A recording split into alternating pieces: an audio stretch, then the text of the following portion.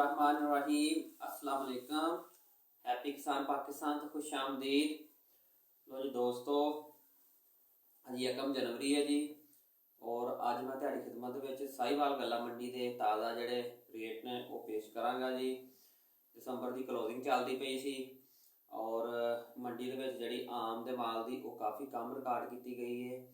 और अगर सारे पहला अगर मकई की गल करिए जी, मकई का रेट जोड़े उन्होंने थोड़ी जी जी बेहतरी हैगी है।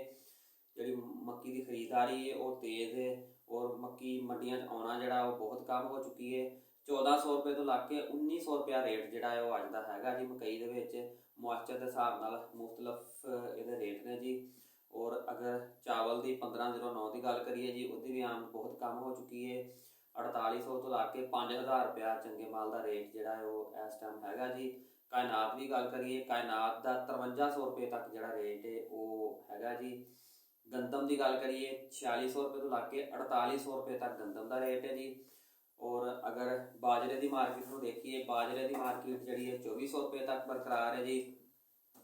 और पुरानी मक्की की गल करिए, पुरानी मक्की का जोड़ा थोड़ा बहुत माल आ रहा, थोड़ी जी वो बेहतरी जरूर हैगी है। और तकरीबन 1950 रुपये तक पुरानी मक्की का रेट जोड़ा है वो रिकॉर्ड किया गया जी। इस तो बाद अगर तिलों की गल करिए जी, 18000 तो ला के 19000 रुपये तक जी है वो तिलों की मार्केट भी हैगी है जी।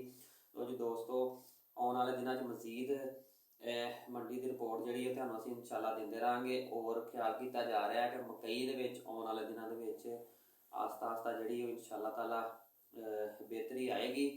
और मैं अपने दोस्तों को रिक्वेस्ट कराँगा जी, वीडियो अच्छी लगे तो लाइक कर देना, दोस्तों को शेयर कर देना। और हैप्पी किसान पाकिस्तान जो दोस्तों ने हजे तक सबसक्राइब नहीं किया वो हैप्पी किसान पाकिस्तान सबसक्राइब कर लैन, बैल आइकन दबा दें ताकि मुख्तलिफ फसलों के हवाले नाल, मुख्तलिफ मंडियों के रेटों के हवाले नाल वीडियोज़ जिहड़ियां ने उन्होंने बर वक्त देखने को मिलदियां रहन। अल्लाह हाफिज़।